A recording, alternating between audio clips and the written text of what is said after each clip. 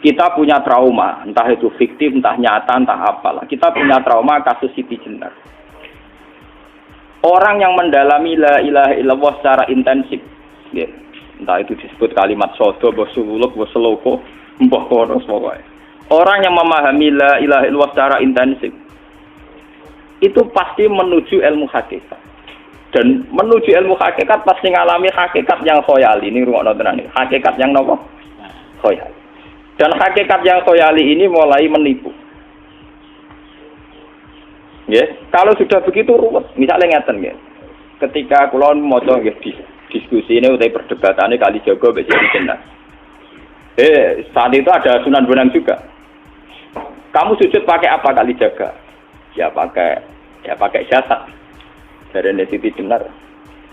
Daging kamu itu hanya onggokan daging. Nanti itu jadi bangkai. Dan setelah jadi bangkai itu habis. Kamu nanti ditulis Tuhan tidak termasuk yang sujud. Kebuat yang mbok sujud itu bentek. Mikir kan juga. Rugi ke sujud mbek bathuk mbek tangan. Jasad sampeyan iku entek. Ora ana sing crita kowe nak sujud mergo jasad itu mbok sampeyan dadi bang. Lah nek ngono sujud sing hakikat ora usah bathuk, ora usah tangan, ora usah sikil, yo rokem iku lho kon sujud mbek pangeran. Nak sujud mbek fisik ku rugi wong fisik sampeyan. Mikir kali itu.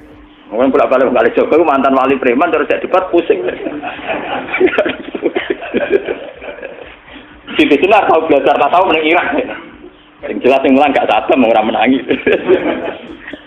Wah, uang ini menjadi perdebatan. Sehingga keyakinannya kayak Siti Jenar, la ilaha illallah itu ya wahdatul wujud itu innalillahi wa inna ilaihi. Selama ini kalau orang syariat misalnya, orang syariat itu kalau ada orang mati, misalnya Kak Ruhin mati, ini aku kan muni innalillahi wa inna ilaihi raji'un, saiki Ruhin wis mate. Mate itu balik ning penge. Itu cara wong hakikat kan salah besar. Orang mati itu tidak ada, cara ilmu hakikat dan orang mati itu tidak ada. Roh ini tersiksa di alam fisik. Jadi ruh ini tersiksa di alam fisik. Karena ketemu ning jasate ruh. Tersiksa dulu. Akhirnya apa mangane kudu kerja piring Jepang tersiksa roh. Asal roti mau tersiksa. Misalnya kiai pemangane dadak kudu pidato 2 jam bareng tersiksa. Roh kenapa? Tersiksa. Mergo roh ora butuh mangan, ora butuh ngombe, tapi gara-gara melok fisik. Paham ya? Lho ini tenan ilmu warai ya bener. Lah kula boten. Sampeyan betul lho guru waras maksudnya nggih. Artinya waras secara akademik karena ada referensi, ada marojek, nggih. Waras secara hakikat. Kula niku umpama rasake sampean wis ilmu hakikat. Artinya saya juga ngalami ilmu hakikat. Lan ketika sing aran hikam, wong ora tau muka safar ora usah dadi ulama. Wis entah sekian detik ulama itu harus pernah muka safar. Biar merasakan ilmu napa? Ada. Tapi ilmu hakikat itu bisa dilogikakan sebelum sampean sampai secara musyahadah. Paling enggak bisa sampai secara logika. Manusia itu mulai Nabi Adam sampai sekarang itu kan punya roh. Dan roh itu tidak makhluk. Ya, roh itu tidak makhluk. Ketika roh itu diletakkan di jasad, dia itu tersiksa. Karena ketika dia ke jasad fisik, namanya mengalami keterpisahan dengan yang abadi. Dia ini ning jasad fisik, tersiksa. Karena dia harus di alam yang kasat mata, alam mulki. Tersiksa. Ketika dia tersiksa, melok ruhin, akhirnya dia mangane kangelan, akhirnya lesu mangan. Padahal roh gak butuh mangan, perlu dicatat roh gak butuh. Ya ora butuh gunung kidul barang kan ora butuh rabi. Paham kan? Ya ora butuh putus cinta, ora butuh pegatan, ora butuh macam-macam. Paham? Tapi karena dia nemplek jasad sing butuh mangan, butuh rabi, butuh wedoan macam-macam. Akhirnya roh tersiksa. Suatu saat kalau roh ini dalam bahasa manusia mati, ini dalam bahasa manusia mati. Ini hakikatnya roh itu tidak mati, dia kembali ke habitatnya. Ini disebut innalillah. Kita ini dari awal ya dengan Allah. Wa inna ilaihi juga kemudian nanti kita pasti kembali ke Allah. Dan itu diyakini betul oleh orang wahdatul wujud. Jadi kalau roh mati itu ya tidak ada mati. Roh sekarang itu kembali karena sudah lama mengalami keterpisahan mergo melok fisik-fisik dan ono kerja dasinan, ono nggo proposal lan ruwet roh ku melok. Paham itu? Kita di roh ku napa melok roh? Lah roh ya tersiksa aku ora butuh mangan, ora butuh proposal bocah ngalor. Itu tersiksa. Makanya dalam cerita-cerita Jalaluddin Rumi yang otentik di kitab-kitab begitu. Ketika beliau mau meninggal, muridnya itu nangis. Dari Jalaluddin Rumi, kamu jangan nangisi saya ini mau pesta, perkawinan. Kamu tidak merasakan penyesalan saya ini lama menyesal karena harus hidup bersama kamu. Terus saya ini tersiksa karena ngalami alam yang rusak, yang fana. Alam yang fana. Harusnya roh saya itu di alam abadi, bukan di sini. Maka jangan tangisi kematian saya. Kematian saya adalah kembalinya roh ke habitatnya. Semenjak itu kematian dianggap malam perkawinan karena roh kembali. Walhasil ngono iku cara ilmu tasawuf bahasa Arab jenenge wahdatul wujud, kena Jawa Yogyakarta Solo keadaan iku jenenge manunggaling kawula. Mergo sing rawan ngono rugen lho, Pak. Nek tak terangno detail. Dadi bathuk mesti iki buku sujud kan niku sampeyan ilang. Dadi seksine ora ono cara teorine sinten Siti rugi kowe. Wis dari yo kentur. Kali coba mantan preman jak debat terus ora ngono mbok terus tak pateni kowe. Lah debat ini biar ra iso. Premane kumat. Ya ta preman jak debat ilmi. Ngono ku model. Kali Joko yo ora salah, dhisik Sayyidina Umar nggih ngoten. Umar sahabat top, lha jak debat atau milih patenane ya Rasulullah. Gak iso dene ilmiah. Mantar preman pasar rukat terus jadi sahabat top debat yang milih mate. Ada wonten cerita wong Yahudi jaluk keputusan Nabi bareng wis diputusno Nabi cek mamang ndak tenan keputusane ngono dalam sengketa duniawi. Bariku takok ya Ali, aku mau sowan ning Nabi Muhammad dikai keputusan tapi mamang cara kowe pilih sampai Ali dikai keputusan persis kanjeng Nabi cek mamang neh takok Umar. Apa marah aku mau singgone Muhammad, singgone Ali, kayak keputusan kok mamang mar. Cara kowe piye? Urusan duit. Entah ini, entah dia meleput buat apa? Uang diputus Nabi ora mar. Buat mati. Gawe. Mereka mantan apa? Cara mantan intelektual kan ya wajar wong Yahudi kok percaya Nabi. Kan bareng cara Ali ya sederhana. Gak percaya wis kandhani. Ora mesti cara ali tenan. Lah ora bapatene. Ya wajar wong Yahudi kok percaya Nabi, nek percaya ora gitu Yahudi Muslim. Lah ali itu Gus Dur. Are Gus Dur ra beda piye tenang. Ali nyen ngoten watake ngoten. Nasibe padha. Ali itu ilmuwan yang jadi presiden gak sukses. Sing niru Gus Dur. Mergo ning dinggo nek wong pinter mimpin ra sukses. Wong pinter gampang maklumi. Lah misalnya kita jadi kiai wong pinter, kayak santri ini pacaran, maksud itu jangan asal cawe itu, wah ruwet, terus malah dalil di nalina subuh syahwat ninan, piye pondok tanpa pelaturan, paham ya, ruwet loh, mana jogeman, di kiai pinter teman-teman itu jogeman, sing biasa, wah ono syariate sidik-sidik, sing kemana ono santri pacaran tersinggung, ono santri nakal tersinggung, sing ono rasane, lendunya ono apa? Jadi nak meguru kula nu urusan ilmu semi hakikat, mon gitu. Sehingga kayak Siti Jenar, cara pandang Siti Jenar itu masuk betul ning gone pemikiran para santrinya. Kados Ki Ageng Pengging siapa masuk betul karena masuk akal. Cara mereka napa? Betapa ndak ada artinya fisik ini. Nah, kalau semua fisik ini tidak ada artinya, kemudian yang ada artinya itu roh, perjalanan apa? Perjalanan roh, sehingga diartikan inna lillah wa inna ilaihi raji'un. Inna sholati wa nusuki wa mahyaya wa mamati lillah. Lah kemudian sekarang sampean tak tanya misalnya ini latihan ilmu hakikat. Wa mahyaya lan penguripan ingsun. Kalau ingsun itu artinya fisik atau jasad, itu keliru besar karena jasad tidak pernah hidup. Yang hidup itu roh. Paham ya?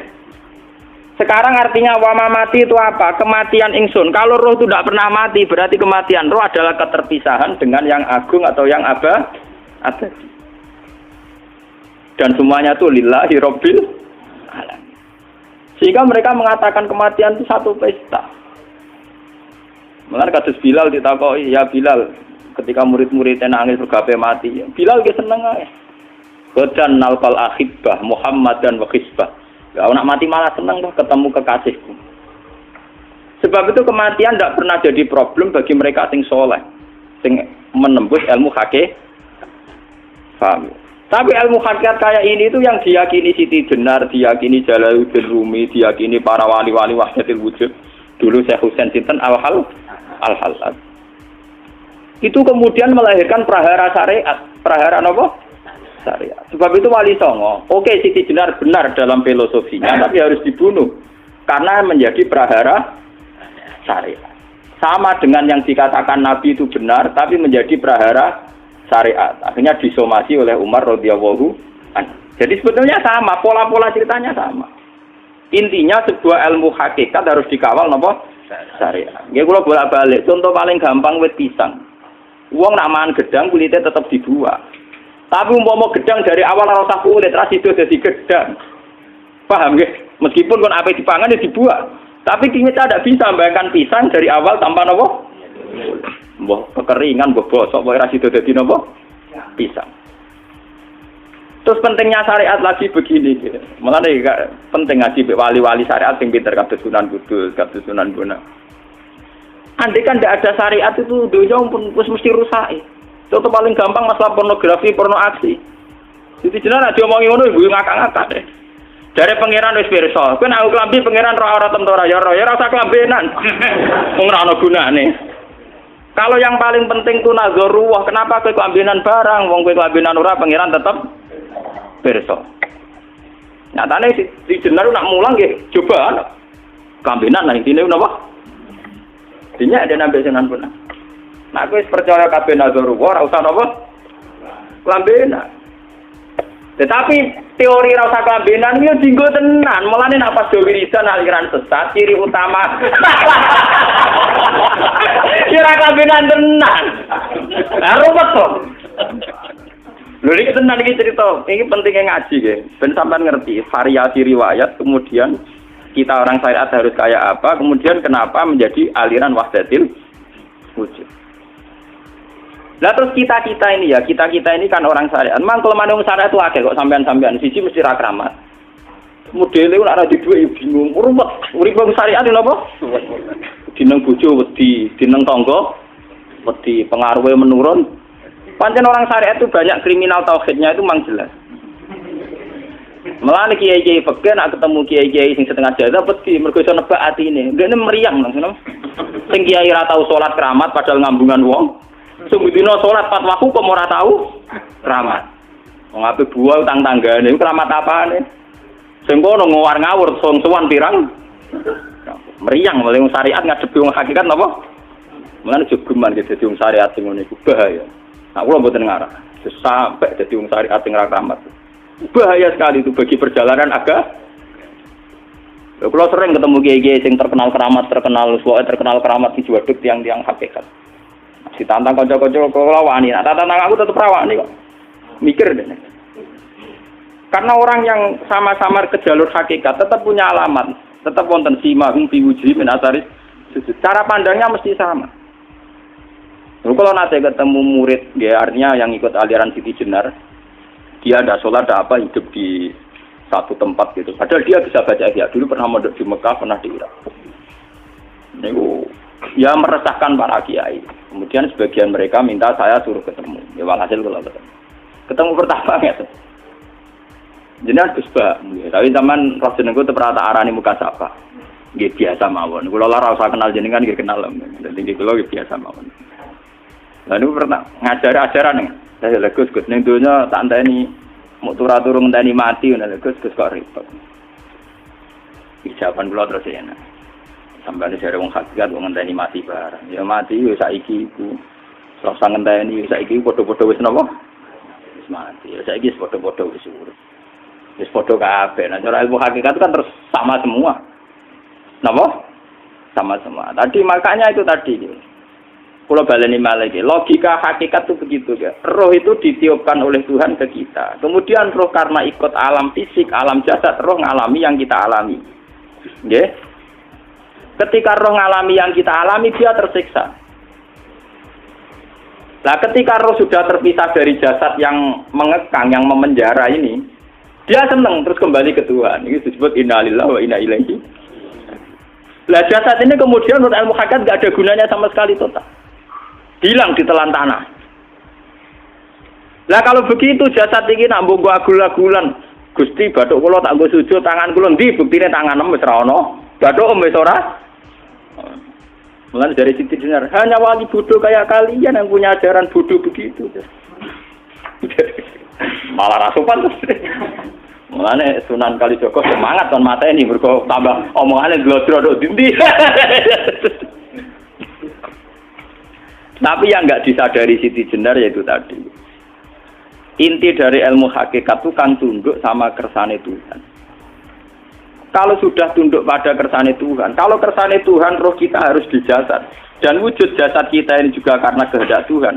Kenapa yang wujudnya jasad yang karena kehendak Tuhan engkau ingkari? Sementara wujudnya roh tidak kamu ingkari. Toh wujudnya jasad ya bi iradatillah wa bi masyiatillah. Wujudnya roh ya bi wujudit bi masyiatillah wa ira. Harusnya fungsi jasad juga harus kamu akui toh Siti Jenar. Wong sekarang kita punya jasad ya bukan karena kita, karena kehendak Allah. Kenapa kamu ingkari? Berarti kamu ingkari kehendak meneng Siti Jenar.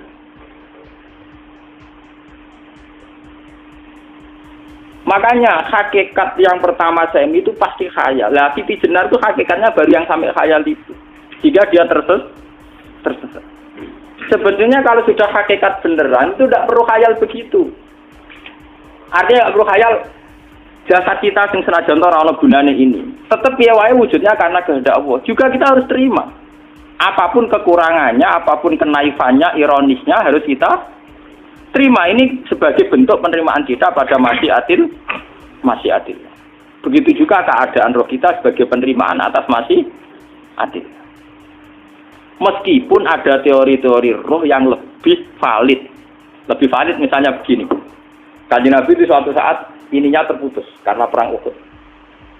Itu Kanjeng Nabi dia dolanan drijine ini. Napa cara napa jari jemari Nabi putus. Dia dolanan. Jadi Nabi sendiri kadang sering ngajarkan ilmu hakikat. Hal lagi illa usbun udmiyat wa fi sabilillahi ma la fi. Kowe ora trimo fisik, bentuk fisik jari jemari sing ditetir berdarah. Tapi nak kowe fi sabilillah ayo wis balik ning habitatem. Sehingga kenapa para sahabat itu ketika dicincang, ketika putus tangannya, putus kakinya, sahabat yang usul ke ilmu hakikat itu malah senang. Karena jasad kita ini kan ila sabilillah menuju jalan Tuhan. Sekali dia sudah terluka fisabilillah itu sudah menemukan formatnya. Cara teori Cina bisa menemukan formasinya. Paham gitu? Orang kok malah ngeluh itu berarti goblok kok ngeluh. Paham tak? Paham apa? Jadi, makanya Nabi ngertikan ya itu sudah ketemu formatnya. Ketika rohnya para syuhada nanti kembali ke Tuhan ya ketemu formatnya lagi. Itu disebut wala taqulu lima yuqtalu fi sabilillahi. Dia tidak mati sesuai formasi awal, yaitu roh kembali ke Tuhan dan jasad ikut mengawal. Nah itu Nabi kadang ya pakai ilmu hakikat begitu. Mulane kula bolak-balik matur, kula niku nggih mulai umur 20 tahun napa pinten. Kula niku asline nggih gadah penyakit dan ekstrim penyakit saya. Sampai saat ini kula nak ngobatno ndak lebih 50% nggih karena saya tetap berpikir. Misalnya cara syariat kan berobat, tapi cara hakikat apa betul keberadaan saya di alam ini penting sehingga aku kepengen urip tak bela-belani ngantek ratusan juta. Jangan-jangan penting mati ikuti bang uripku. Lah nek ngono lha apa tak bela-belani entek ratusan juta. Jadi misalnya kita berobat ya mau ya cari nabi kan berobat ya berobat. Pokoknya kita Islam ngasih mau gerutu kadang orang paham. Sekali kamu mengamati dengan sisi hakikat. Coba sekarang sampean pikir, coba sekarang nggak pakai logika hakikat, pakai logika syariat saja. Saya ini misalnya asetnya 10 juta, misalnya, saya punya aset 10 juta. Tapi misalnya aku rugi nawan atau dipengaruhi di masa depan soalnya, kalau kulo kan soalnya cara teori di masa, misalnya kulo rugi, artinya kere di duit 10 juta aset. Tujuan saya sembuh kan supaya aku iso sembuh sehat, engkau iso kerja untuk anak. Tapi karena saya sakit nanti operasi tidak 10 juta. Operasi ndak 10 juta. Wong aku repair mesti iso marisi anak. Apa meneh nek dhuwit 10 juta tak ada nggo berobat malah jelas ra iso marisi. Lah nek ngono penting matiku ya dibang 10 juta. Karwan iso diwaris langsung. Sementara nek aku mari dibiayai 10 juta rong mesti mari 10 juta mesti entek. Artinya tidak ada jaminan kalau berobat itu secara visi ke depan lebih baik. Soalnya malah ngentekno donya nggak jelas akibat positifnya. Misalnya tetap lumpuh duit teori loh. Bahwa artinya apa? Teori hakikat tetap lebih benar bahwa hidup itu tidak ada artinya. Semua itu tidak ada artinya. Berobat apa enggak berobat semuanya tidak ada arti. Teori loh gini. Sehingga kalau kita tengah-tengah aja tengah-tengah. Kados kula misalnya loro nggih berobat. Gusti separuh kalau ngelakoni syariat, tapi sebagai kalau ulama kekeh, separuh kalau lakoni apa? Jadi kalau tetap buatan ngarah obat 100%. Tapi orang ngarah berobat, orang kalau tiang apa? Syariat. Tapi memang faktanya itu begitu. Cara Kanjeng Nabi kadang Kanjeng Nabi berobat. Kadang Kanjeng Nabi wis nikine tercincang dige guyonan. Wa laki illa usbu'un udwiyat. Ora mbok driji sing gak melok-melok. Nah, bukti bahwa jasad itu begitu tidak penting. Kayak Sayyid Hamzah. Menurut Sayyid Hamzah nganggep wahyu bentone ra karuan. Kalau teori Siti Jenar itu benar, teori Jalaluddin Rumi benar teorinya ya ora kok ra salate lho nggih, maksudnya kok nganut ra salate. Benar cara analisis roh. Ketika Sayyid Hamzah dinyatakan mati oleh manusia, oleh hukum manusia dinyatakan mati karena dia sudah tidak bergerak. Dalam teori hakikat kan rohnya Sayyid Hamzah sudah fi khawasili tuyurin khudrin. Rohnya sudah diambil Tuhan. Tidak mati, paham ya? Ketika rohnya Sayyid Hamzah sudah diambil, jasad ini sudah tidak punya rasa. Sekarang secara syariat kasat mata kita tahu, wong jasad nak diinfus, di sayat-sayat dioperasi ora kroso. Apa meneh saiki ruhe wis bisa. Lah ya jasad itu cek gampange, dioperasi dibius saja terus tidak kerasa. Apalagi rohnya sudah diambil. Lah saiki bayangkan ketika Sayyid Hamzah itu sudah di atas. Niku kira-kira delok Wahsi ra wong bentuk. Lho wong kok baca igabus. Ketika jasad benar-benar tidak penting, kemudian jasadnya Sayyid Hamzah kan dicincang oleh Wahsi. Ketika rohnya sudah diambil kan Hamzah tidak merasakan. Berarti Sayyid Hamzah guyu-guyu Wahsi. Wahsi cek bentuk nih gabus dicincang. Paham ya? Lho niki tenan. Artinya ketika pandangan manusia iba kepada Sayyid Hamzah karena dicincang, dimutilasi oleh Wahsi tidak ngalami Pak Sinten, Sayyid Hamzah tidak ngalami apa-apa karena rohnya sudah bersama Tuhan. Dan iso wae Sayyid Hamzah malah guyu-guyu Wahsi. Cek gobloke. Gabus kok dicincang. Lah nak ngono rak mirip, makanya nggih. Dalam hal ini itu dalam teori roh itu sebetulnya Siti Jenar tidak sesat dalam teori roh. Tapi jangan katakan itu penemuannya Siti Jenar. Siti Jenar itu terlambat. Sebelum itu ada Husain Al-Khallas, sebelum itu ada Jalaluddin Rumi. Sebelum itu juga ada sahabat, ada nabi. Cuma cara aplikasinya Siti Jenar melenceng. Jadi jangan katakan kok tak kampus-kampus, itu pendapat Siti Jenar itu malah goblok meneng. Siti Jenar itu wis anut, paham nggih maksud apa? Wis anut. Nah, teori yang sama terjadi pada Yesus Kristus. Ketika Yesus misalnya secara lahir dicincang, dimutilasi, diapakan oleh orang Yahudi. Sebetulnya rohnya dia sudah bersama Tuhan, kembali ke Tuhan Bapa, nah cara Kristen.